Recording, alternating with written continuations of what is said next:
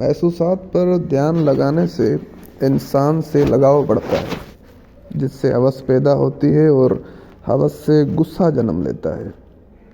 गुस्से से सरासर फरेब पैदा होता है और फरेब से याददाश्त उलझ जाती है। जब याददाश्त उलझ जाती है तो बुद्धि खो जाती है, और जब बुद्धि खो जाती है तो इंसान मादी भवसागर यानी संसार में गिर जाता है। ही अल्फाज़ आहिनि श्रीमद भगवत गीता जा,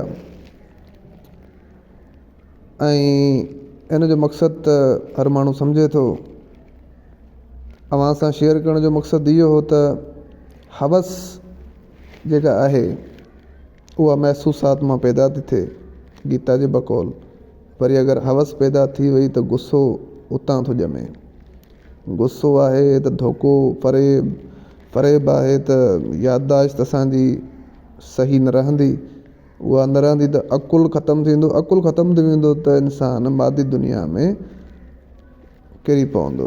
चवण जो मक़सदु त हिन दुनिया में जेको माण्हू हिन दुनिया सां इश्क़ थो करे, हिन दुनिया जे जाल में जकड़ियो पियो आहे, हिन दुनिया खे सभु कुझु थो सम्झे, मादी दुनिया में रहण खे तरजीह थो ॾे, हिन दुनिया सां मोहबत थो करे, दुनिया वारनि सां मोहबत थो करे, ठीकु आहे न। त उहो गीता जे बकौल उन वटि अकुलु कोन्हे, उहो बेवकूफ़ आहे, ठीकु आहे न। उहो बेवकूफ़ आहे छो त उहो हिन दुनिया खे सभु कुझु सम्झी वेही रहियो आहे, हालांकि इहे न आहे।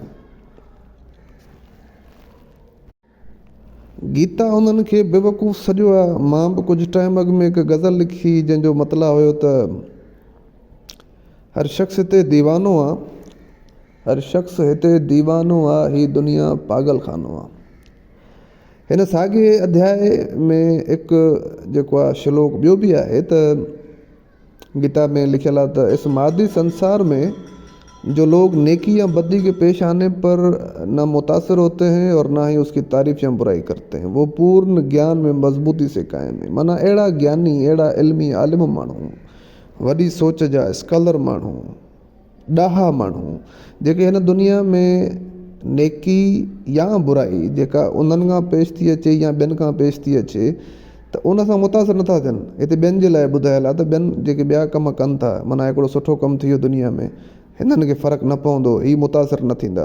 बुरो कमु थी वियो, मुतासिर न थींदा, ठीकु आहे न। माना ही एतिरा हल्का न आहिनि जो हिकिड़े क्रिकेट मैच जे खटण ते जीअं सॼो मुल्क नचंदो आहे त हे बि नचनि, क्रिकेट जी मैच हाराइण ते सॼो मुल्क रोअंदो आहे त ही बि रोइनि। न, मां त इहो मिसाल तमामु नंढड़ो ॾिनो आहे, पर माण्हू ईअं कनि था असां वटि।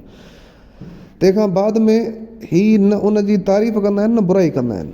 माना ही पंहिंजे दुनिया में मस्तु मगन रहंदा आहिनि, ऐं हिननि वटि जेका आहे न हिकिड़ी लीनियर ज़िंदगी आहे, ऐं उहे जेके आहिनि न उहे ज्ञानी आहिनि, उहे मज़बूत ज्ञानी आहिनि। हिकु ॿी बि ॻाल्हि आहे हिन में लिखियलु त सुकून कंहिंखे मिलंदो आहे, असली सुकून, आम सुकून न, असली सुकून, दिलि जो सुकून, अंदरूनी सुकून कंहिंखे मिलंदो आहे त हिन में लिखियलु आहे जिसने तस्कीन हवास की ख्वाहिशात को तमाम ख्वाहिशात तर्क कर दी हैं, जो ख्वाहिशात से आज़ाद है। गौतम बुद्ध वारी ॻाल्हि हिन बि कई आहे, गीता में बि लिखियलु आहे। गौतम बुद्ध बि इहा ई ॻाल्हि कई त ख्वाहिशूं ख़तमु थी वञनि त ॾुख न रहंदो आहे, पीड़ा न रहंदी आहे।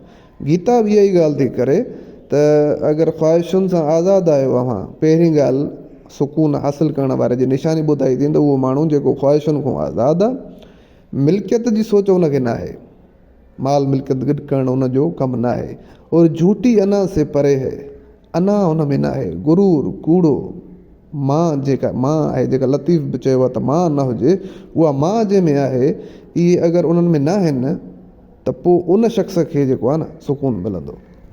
ख्वाहिशुनि खां परे हुजे, माल मिल्कियत खे गॾु करण खां परे हुजे, ऐं मां यानी झूठी अना खां परे हुजे, त उन शख़्स खे असली सुकून मिलंदो आहे। इहो अध्याय ॿियो हुयो जंहिं में मां 2-3 श्लोक पढ़िया, ठीकु आहे। अध्याय 3 में जेका मूंखे ॻाल्हि भॻवानु कृष्ण जी वणी, हाणे तव्हांखे इहो ॿुधाईंदो हलां त भगवत गीता में 2 मुख़ालिफ़ आहिनि, जंग आहे, जंग जो मैदान आहे। हिकिड़े पासे पांडू आहिनि, ॿिए पासे कौरू आहिनि, ॿई पाण में माइट आहिनि, पंहिंजा हिक ॿिए जा माण्हू ई आहिनि। ऐं कौरू जेके आहिनि दुश्मन हिननि जा पांडुनि जा, ऐं उन्हनि मां हिकिड़ो कोरू कृष्ण इहो अर्जुन बि आहे जेको हिन पांडुनि जे पासे आहे। ठीकु आहे। हाणे भॻवानु कृष्ण जेको आहे सो हिनखे चवे थो त विड़ साम्हूं वारनि सां, त हू चवे थो त साईं हे मुंहिंजा माइट आहिनि, उस्ताद आहिनि ऐं सोट मासा त सभु हेॾा आहिनि, माना मुंहिंजा पंहिंजा ई आहिनि न, कोरू ई आहे न। अर्जुन बि थो चए थो मुंहिंजा पंहिंजा बीठा आहिनि ऐं मां माल मिल्कियत जे लाइ, धरती लाइ, ज़मीन जे टुकड़े लाइ पंहिंजनि सां विढ़ा, इहो ग़लति आहे। त कृष्ण भॻवानु हुनखे चवे थो न इहो ग़लति न आहे, इहो सही आहे। त हाणे हीअ सॼी गीता में कृष्ण भॻवानु सम्झाएसि थो, मुख़्तलिफ़ अध्याय आहिनि, मुख़्तलिफ़ श्लोक आहिनि, जंहिंजी मदद सां हू सुवाल कंदो थो वञे अर्जुन, ऐं हेॾां भॻवानु जवाबु ॾींदो थो वञे। ऐं सॼी जो सॼी जेका गीता आहे उहा इन ते ई मुश्तमिल आहे। कोई 17-18 अध्याय त साईं 600-700 मां सम्झां थो श्लोक हूंदा हिननि में।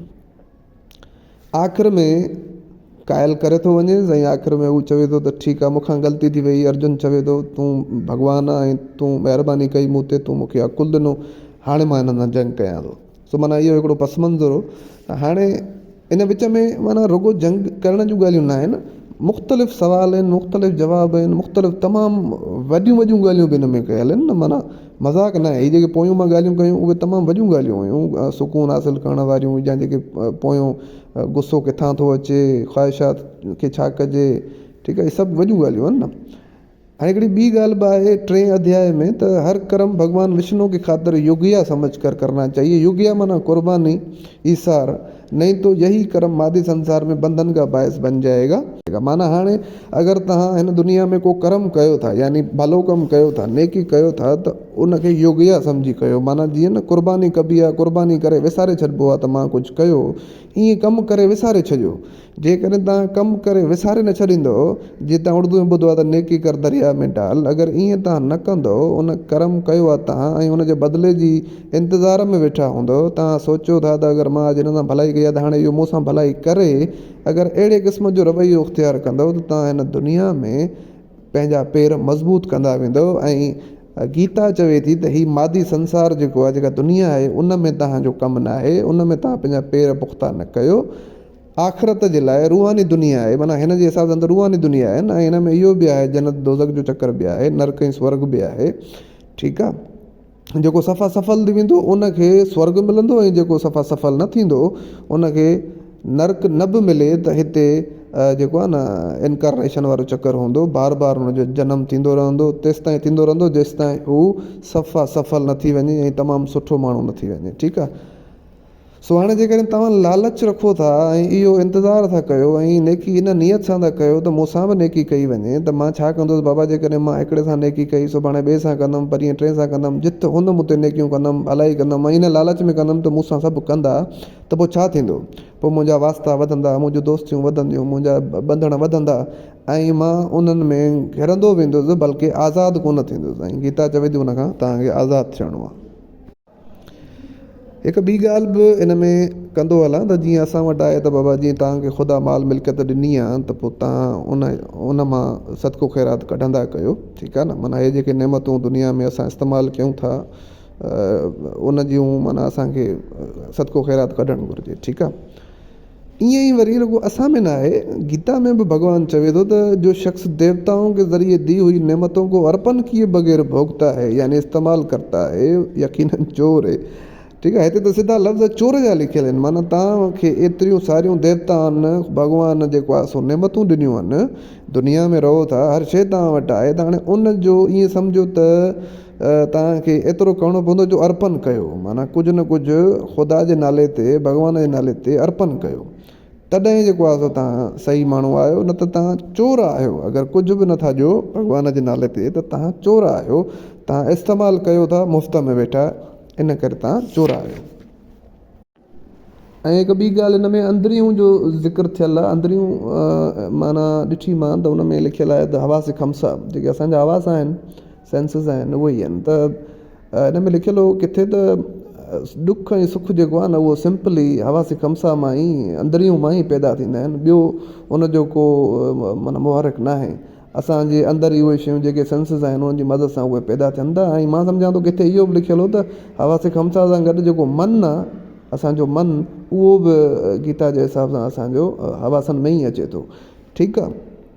ऐं हिते ॿियो बि लिखियलु आहे त इंद्रियों के सुख में डूबे रहते हुए वो अपनी ज़िंदगी बेमक़सद गंवा देता है। यानी रुगो पंहिंजे सेंसिस खे जेको आहे न पंहिंजे हवासनि खे तस्कीन बख़्शण लाइ सॼी उमिरि विञाए छॾींदो आहे माण्हू, रुगो पंहिंजे उन्हनि हवासनि खे पियो तस्कीन ॾींदो आहे ऐं उन्हनि जो पूराओ कंदो आहे। सो असांखे ज़िंदगी में माना हिते सवेर मां पढ़ियो अलाए न, पर हिते किथे इहो बि लिखियलु हुयो त असुलु जेको माण्हू आहे ज्ञानी ऐं तमामु सफल माण्हू आहे उहो तस्कीन हवास ते ध्यानु न ॾींदो आहे। ठीकु आहे न, तस्कीन हवास ते ध्यानु न ॾींदो आहे, उहो पंहिंजे हवासनि ते पाण खे तारी कंदो आहे पर हवासनि खे पाण ते तारी न कंदो आहे। ठीकु आहे न, हुजण बि ईअं घुरिजे। ऐं आम माण्हू छा कंदो आहे, इंद्रियों के सुख में डूबे रहते वो अपनी ज़िंदगी बेमक़सद गंवा देता है, सॼी ज़िंदगी विञाए छॾींदो आहे हवासनि खे पाण ते तारी करे।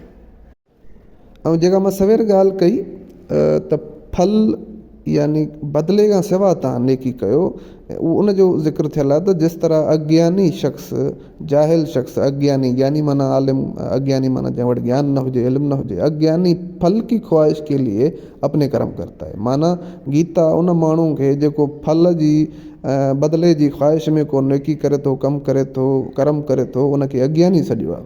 ऐं उहो जेको फल खे विसारे करे कमु करे थो उनखे ज्ञानी सॼो अथई। ठीकु आहे न, फल जी ख्वाहिश न रखो त बहितर आहे।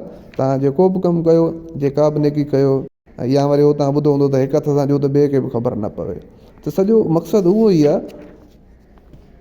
ठीकु आहे, अॻिते हलूं था गीता में।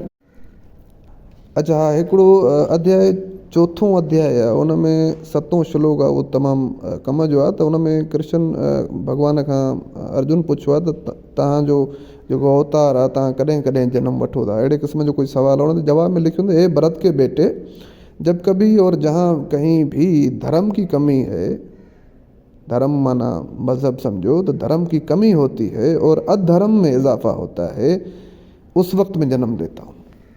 अधर्म माना हिते जेको आहे सो न जे लाइ इस्तेमालु थींदी आहे। ठीकु आहे, जीअं ज्ञानी अज्ञानी, ईअं धर्म अधर्म, सॼी संस्कृत में मां सम्झां थो इहो अलिफ लफ़्ज़ जेको आहे न नो जे करे इस्तेमालु थींदो आहे। ठीकु आहे, त माना मां तॾहिं ईंदो आहियां जॾहिं अधर्म वधंदो आहे। ॿियो बि हेठां ई श्लोक आहे, अध्याय 4 जो 8हों श्लोक, त साधुओं की रक्षा करने, राक्षसों का नाश करने और धर्म के उसूलों को फिर से कायम करने के लिए मैं हर युग में अवतार लेता हूँ। असां वटि बि शायदि अहिड़ो कुझु आहे, असां वटि त खणी भॻवान जे लाइ न आहे, असां वटि ईअं आहे त मां किथे पढ़ियो त हर सदी जी शुरूआति में को महा माण्हू ॼमंदो आहे, हिकिड़ो सुठो माण्हू ॼमंदो आहे जेको बाक़ाइदा तब्दीली आणण जे लाइ ईंदो आहे। इहो किथे मां पढ़ियो। ऐं हिते त भॻवान जो ज़िक्र थियलु आहे त भॻवानु चवे थो त जॾहिं अधर्म वधी वेंदो आहे ऐं राक्षस अची वेंदा आहिनि, घणा माना शैताननि जो ग़लबो थी वेंदो आहे दुनिया ते, ऐं धर्म जा उसूल ख़तमु थी वेंदा आहिनि, त उहे उसूल वरी क़ाइमु करण जे लाइ मां ईंदो आहियां।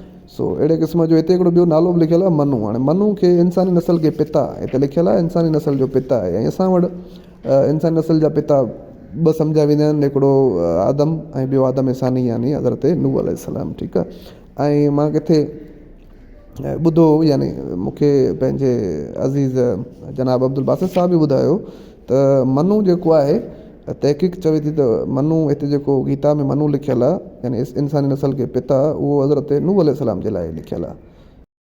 हिकिड़ो ॿियो श्लोक आहे त जो पूरी तरह बेवकूफ़ हैं, जो इंसान में कमतर हैं, जिनका ज्ञान माया का शिकार हो गया है, माना फ़रेब का शिकार हो गया है, और जो असुरों की नास्तिक प्रकृति को अपनाने वाले हैं। प्रकृति नेचर चइबो आहे, नास्तिक त अथिस्ट खे चइबो आहे, ऐं असुर या असुरों वो शैतान या शयातीन शैताननि खे चइबो आहे।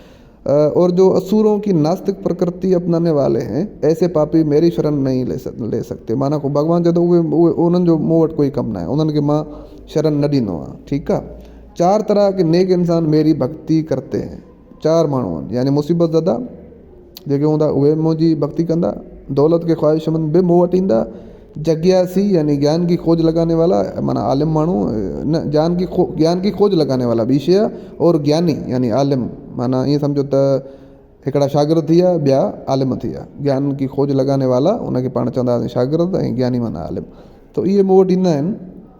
ऐं कम अकल लोग देवताओं की पूजा करते हैं, इहा बि हिकिड़े श्लोक में ॻाल्हि थियल आहे, इहा मूंखे सम्झ में न आई त बेवकूफ़ जेके आहिनि उहे देवताउनि जी पूजा कंदा आहिनि। हाणे मूंखे सम्झ में ॻाल्हि नथी अचे त इहा कहिड़े सेंस में गीता में इहो ज़िक्र थियलु आहे, हालांकि भॻवानु त पाण बि देवता आहे ऐं चवे थो त मुंहिंजी पूजा कयो। ख़ैर हिन में घणो कुझु लिखियलु आहे ऐं घणियूं ॻाल्हियूं करे सघिजनि थियूं, पर मेन शयूं जेके हुयूं जेके मूंखे वणनि पियूं ऐं जिन मूंखे माना तमामु घणो मुतासिर कयो, मूं सोचियो त अव्हां सां शेयर कजनि दोस्तनि सां। ऐं मां चवां थो त हीउ जेको किताबु आहे भगवत गीता मुक़दस किताबु आहे उहो सभिनी खे पढ़णु घुरिजे। मक़सदु हिन खे पढ़ण जो मक़सदु इहो हूंदो त तव्हांजो जेको माइंड आहे उहो वास थींदो, तव्हांजी जेका सोच आहे उहा वसी थींदी। असां जेको न सिर्फ़ु हिकु मज़हब खे छो पढ़ूं, असां ॿियनि मज़हबनि खे पढ़ूं त जीअं असां ते अञा वाज़े थियनि शयूं। इन करे इन्हनि खे पढ़णु घुरिजे, गीता पढ़णु घुरिजे, बाइबल पढ़णु घुरिजे, तौरात पढ़णु घुरिजे, ज़बूर पढ़णु घुरिजे, ऐं जेके ॿिया बि अगरि मज़हब आहिनि त उन्हनि जा माख़ज़ बि पढ़णु घुरिजनि। बहितरु आहे इहो जेको आहे न बहितरु कमु आहे। सो मां सभिनी खे रिकमेंड कंदुमि त हीउ तमामु सुठो तर्जुमो बि आहे ऐं इहो ई किताबु धनंजय दास साहिब जो तर्जुमो थियल भगवत गीता लाज़मी पढ़ो ऐं लाज़मी पढ़ो। महिरबानी।